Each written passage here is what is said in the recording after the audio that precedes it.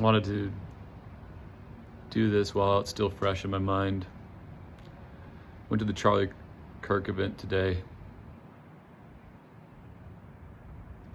I was really excited to see him, excited to hear the debate. I invited 4 or 5 different friends and asked people to come down, but people couldn't come down for one reason or another. And so I just drove there by myself. I parked really far away. I actually parked in like a lot that I thought to myself, like, oh, this will be easy to get out of later. So I'll park kind of far away in the shade or whatever. And I didn't want any crazies to mess up my truck. Anyway, walk up to the event. I'm pretty good at, we'll say, sneaking past security, but I'm pretty good at getting into places and seeing shows up close. And so I was literally got there at noon. As I got up to the stage at noon, I went up from the top, looked down. There was a whole bunch of, like, I don't know, say liberals up at the top looking down at Charlie with their signs that said, oh my gosh.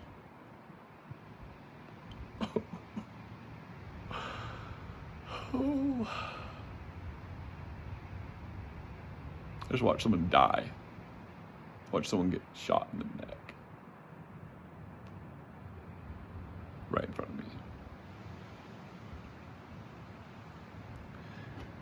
I knew I didn't want to stand next to the liberals up on the thing because I knew it wouldn't be good. So I walked down and I saw a little wheelchair ramp that looked like the best chance of getting close. And so walked down there, kind of pretended like I was looking for an exit and looking to get through. And so I goes past all these people, and I could tell that the news reporters and some others were focused down the way. And I was like, okay, that must be where Charlie's going to come up.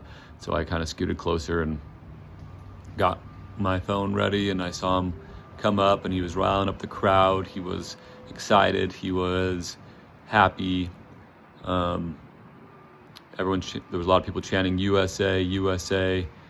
And he, the crowd was electric. He went out and he was throwing hats to everyone, throwing 47, that had number 47 on them, Turning Points USA. And, even coming up to this event, he had posted, like, to Mike Lee, or asked Mike Lee, like, what's going on in Utah? Why is everybody so extreme? Like, why is everyone so polarized? And anyway, so he came up and he asked some people that were clearly from the liberal crowd with their signs and things that they were saying and the way they were dressed and whatever else. And he was like, I want you guys to come down here and talk to us and have a discussion. Let's do it. And the first person that got up, he asked a question about Mormonism, and Charlie was like, oh, I love Mormons. So I don't want to have I'll definitely talk to you about it, but I don't want people to think I don't love Mormons, because I want the good Mormons. I want the Mormons that used to be back. I love Mormons because they want big families, and they have more kids than they can afford, and they have good values. And this person on my team and this person on the team, they're both Mormon, and the crowd is erupting. And then somewhere up there by the liberal crowd, they started chanting, F the Mormons, F the Mormons. And everyone's like, boo. And anyway, so Charlie kind of said, well, to this guy, like, well, I want you to, look at the archaeological evidence. I want you to look at this, and I want you to come back and keep going in your faith journey. And they ended it. The guy that was up there wasn't the best. He wanted intelligent Mormons to be on a podcast, but I wouldn't call him, the best representation either.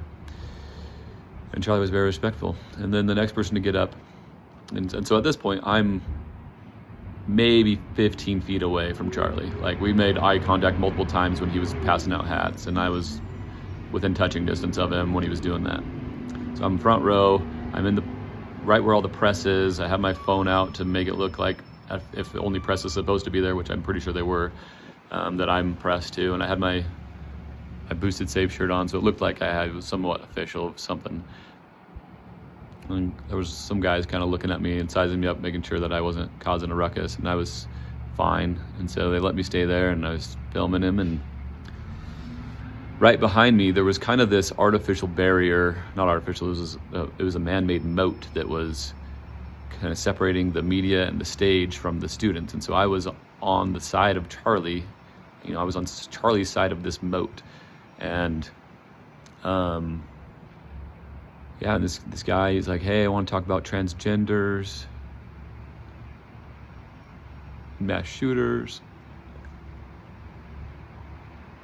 And Charlie, he said, do you know how many transgender mass shooters there have been? And Charlie said, too many. And then the guy said 5. And he's like, I'll give you that. That is too many. And like a couple seconds, you hear this boom. I mean, it sounded like a pop, crack. And I said, in my mind, that sounded like a gun. That was a gunshot.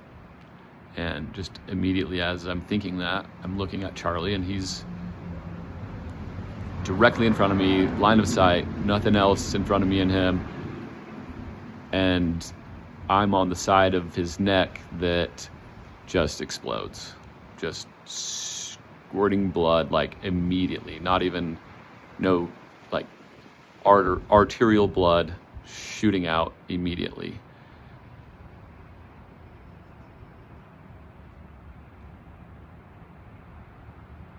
And he falls to the ground. And I immediately knew what happened, but it took the crowd a second. It took a split second to see what happened. It took them a minute. It took them a little bit. And so like my first thought is I looked to where I thought it came from, which I thought it was coming from up to down. I thought it was coming more from kind of in front of me, which would have been the south side. But looking at videos since, I don't think that's what happened. So immediately, like I said, I'm on top of this moat, and I jump into the moat. I jump behind the wall, behind the cement wall, because I thought that the shot was coming from south to north, which I would have been directly behind that, in line of fire should that person keep shooting. And so I jump behind this wall, this probably 2 foot tall cement tall wall that has a bunch of gross green water in it. But I jump in, I've got my phone and my headphones, whatever, in my pocket, and I jump in, and I'm looking around and watching people, and there's a bunch of people that do the same. They jump down, and then people are just kind of scrambling up the hill, going out of the place. But like in my mind, that's like, if there was an active shooter, you don't want to be a high target. You don't want to be going up the hill where they can see what's going on. And so I'm laying low, and it felt like a really long time, but it was probably 30 seconds that I was there waiting to hear if there was another shot. And there wasn't another shot. So I jumped up, and by this time there wasn't a lot of people a lot of people were going up the top, but there were still some people trying to come out down the front way where I was. And so I moved this gate out of the way and let them get through quicker, because they were all going single file. So I moved this gate away, and people started going faster. And then there was this old guy, and he was like, he was faking it. I was like, no, he wasn't. I saw blood shooting out of his neck. And he's like, I shot him. And I don't think that he did, because he wouldn't have said he was faking it. But it's possible from where the guy came from, right in front of the stage. It's possible. I thought it came from higher up.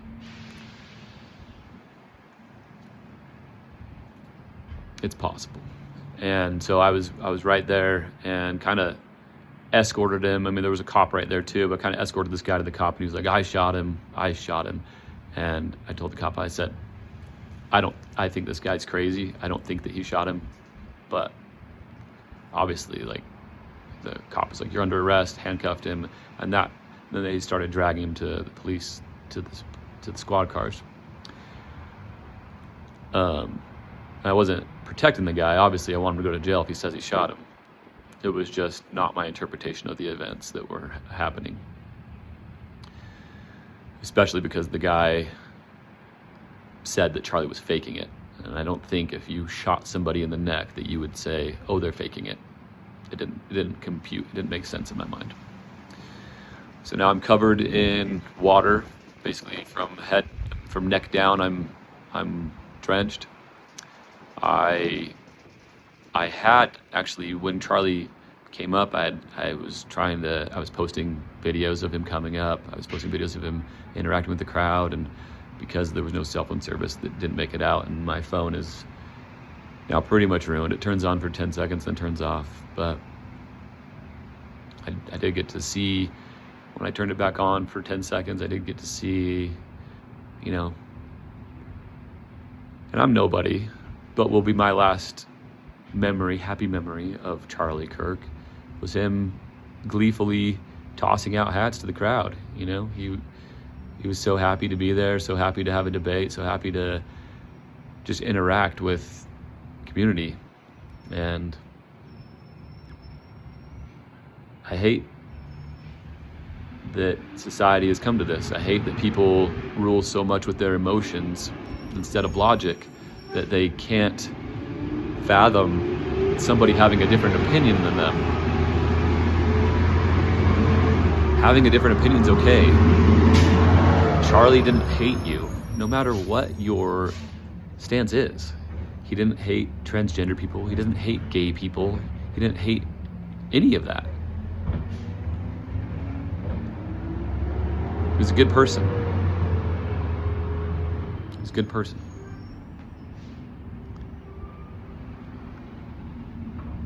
People keep thinking that it's wild to me. I was even listening to the news on the way back, and the news anchors didn't know who Charlie Kirk was. It's like, you're KSL News Radio. You're conservative, in theory, conservative news anchors. You don't know who Charlie Kirk is. It was wild to me. And so it's very apparent that our news media